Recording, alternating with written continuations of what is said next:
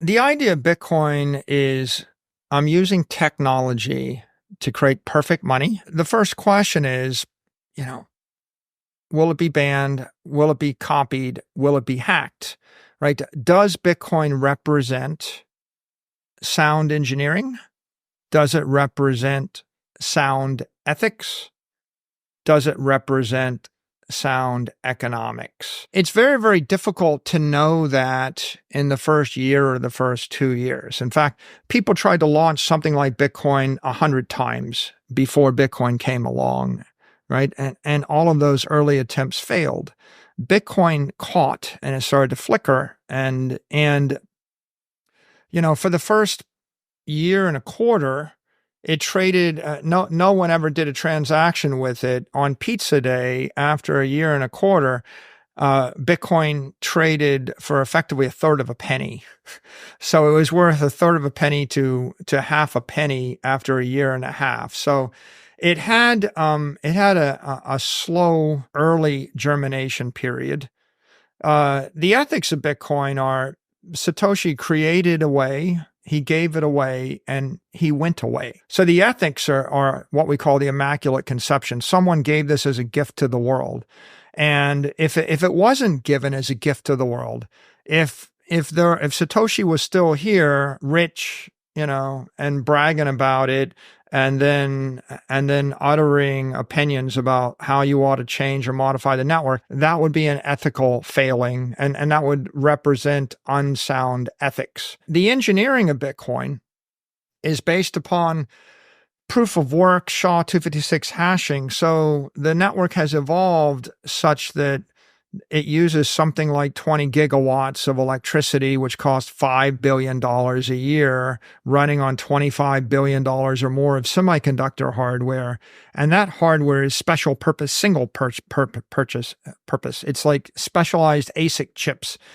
And why is that important? Because if it was CPUs, the network could be attacked by Google or Facebook or Microsoft that had more CPUs. And if it was GPUs, then it might be attacked by the AI data centers. But because it's SHA-256 ASICs, those other types of semiconductors can't be used to undermine the security of the Bitcoin network. It is, simply put, the most powerful computer monetary network, and maybe the most powerful computer network in the world if you calculate power using the SHA-256 hash, running 600 exahash. You can't dent it with all the other computer power in the world. So just to clarify, there's like a place where they have all of this hardware and data, and no one, I'm guessing, has any idea where it is? No, it's better than that. The network is decentralized. If there was a place, it would be fragile. You don't want it to be in one place. It's an open protocol, which means that anybody in the world can run a Bitcoin mining rig, and anybody in the world can run Bitcoin nodes. So imagine tens of thousands or hundreds of thousands of nodes and millions of different Bitcoin mining computers spread across thousands and thousands of locations in Russia, in China, in Africa, in South America, in Australia, in North America, in Iceland, in Scandinavia, everywhere. And imagine that's shifting all the time and no one can stop it, right? It's kind of like, where is the cold virus in the human race? But back to Graham's question, what is the best argument against Bitcoin? And what would it take to convince you that it's not, well, the best argument against Bitcoin is you've got a better monetary network. And if you had a better monetary network, then all the smart money in the world, all the smart people with money would be using it, right? So Bitcoin has accumulated the most physical power in terms of electricity, the most computer power in terms of hash power. It's accumulated the most economic power, $700, $800 billion of real money has been invested in it. It's got the highest market cap, worth 1.3, 1.4 trillion, and it's accumulated the most political power, hundreds of millions of people who are passionate about defending it. And so how do you know it's not working? Well, if someone came along and launched something that was more popular with intelligent people, then I guess it wouldn't be working. But of course, Bitcoin's been growing first 200% a year, then 100% a year. Right now, it's still growing 40 to 50% a year. So it's a monetary virus that's spreading, and it's extracting the capital from all other capital assets, right? So the proof that Bitcoin is winning is the performance of Bitcoin is 5x the performance of the S&P index. And Bitcoin is outperforming gold, outperforming the S&P, outperforming every individual stock, outperforming bonds, outperforming cash, outperforming real estate. What do you see? You see intelligent people with money voting with their money. And what they're doing is they're selling the weak assets, buying the strong asset. And why Bitcoin over Ethereum? If you're trying to launch a monetary network, you need it to be ethically sound. It needs to be sound ethics, sound engineering, sound economics. The economic policy of Bitcoin is 21 million coins unchanged. Very difficult to change, extremely conservative. In fact, no one would ever think you could change the supply, which is transparent. And even the second order economics, the bandwidth of the network is the subject of bitter fights. The block size wars was a fight over whether or not the second order scarcity should change and whether the bandwidth should change. And as the network gets bigger, it becomes much more conservative economically. So now it's nearly impossible to change the economic policies of Bitcoin. And if you compare that to Ethereum changed the economic policies with every hard fork. And so it's changed it half a dozen times.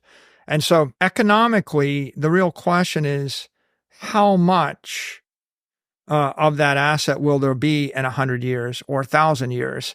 And can anybody change it? And what you really want is for nobody to be able to change it. And you want to know that you're buying 1/21 millionth of all the economic energy in the network 1,000 years from now. So all of the hardware, all of the semiconductor technology, all of the electricity that's being used to secure the network disappears. Now the network is secured simply by the staking of a token with economic value. But you're going to lose Moore's law, because if you have to stake $50 billion of tokens, you can't make the $50 billion of tokens worth 500 million and keep the same amount of security over time. But you see with Moore's law and with a silicon ratchet, you can actually create $50 billion of security with $500 million of hardware over time. Like, let me illustrate it a different way. You have 100 billionaires in a room, and then one middle-class dude with a $300 gun walks in. Who's the most powerful person in the room? Right? The guy with the gun. The gun is a very special purpose machine for projecting and channeling energy. If you actually want to get productivity, if you want to spend $300 in order to hijack $1 billion, right? You do it with a gun. But on the other hand, if you want to protect $1 billion without spending 10 or 20 billion, you protect $1 billion with the hardware. So the engineering of Bitcoin plugs you into semiconductor technology, to Moore's law, to electricity. And what it also does is it creates this very interesting dynamic where if you have billions of dollars of Bitcoin in Manhattan, your Bitcoin is being defended by Bitcoin mining off of hydroelectric power in Bhutan. You might be getting defended. The network is defended by a Bitcoin mine running on stranded natural gas in Kazakhstan. And so if your money is only defended at a bank in New York and the mayor of New York wants to seize your money, he just takes it. What you want is a very distributed network, and you want incentives for every nation state and every type of actor to build massively powerful centers. If you see these Bitcoin mining centers, they're 100 megawatt, 200 megawatt data centers, and you think, well, what would incentivize someone to build such a massively powerful, defense mechanism?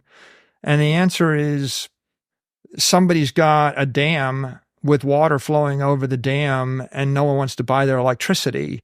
And so they've decided to build a Bitcoin defense center in order to monetize the running water on their dam 8,000 miles away. So there's a genius to that engineering because it's continually expanding, continually growing, continually becoming more efficient. And it anchors the Bitcoin network into the electrical network and into the technology network of the world. And it incentivizes good semiconductor engineers to be thinking all the time about how to create more efficient defense mechanisms to keep a hacker from hacking the network. And that just takes us to the last point, which is ethics. If you want an ethical monetary network, like, do you want to trust all your money in a bank run by 3 people that you know? Or do you want to trust all your money in a bank that's collectively owned by humanity where nobody in the human race can possibly hack the bank? And it's one of them is a protocol beyond the reach of any individual, any corporation, any government. Bitcoin is a system so diffuse that no one entity or person is systemically important or influential, right? Whereas Ethereum or any of these other proof of stake protocols, if there's a company, if there's a founder, if there's an engineering team, if you can identify them, then they can change it. And the ability to change the network undermines the integrity and the security and the immutability of the network. And the one thing you want with a monetary network is you want to know that 100 years from now, 500 years from now, 1,000 years from now, the network's going to maintain its integrity. And if it relies upon any individual action, you've already failed. That's why, for example, you speak English and you don't speak the language made up by your best friend that's a little bit more efficient, that's got special words in it. You're buying into a shared protocol of all of the smart money in the human race. And the smart idea, if you study history, is don't trust anybody. Don't trust yourself, right? Like you could say, Michael, would you rather invest in a network where you control them? Like, no, right? I'm the weak link, right? We're all the weak link at the end of the day. So you want to put your energy and your support behind a network which transcends any institution. That's what secures you. That's what makes it, safe and economically sound.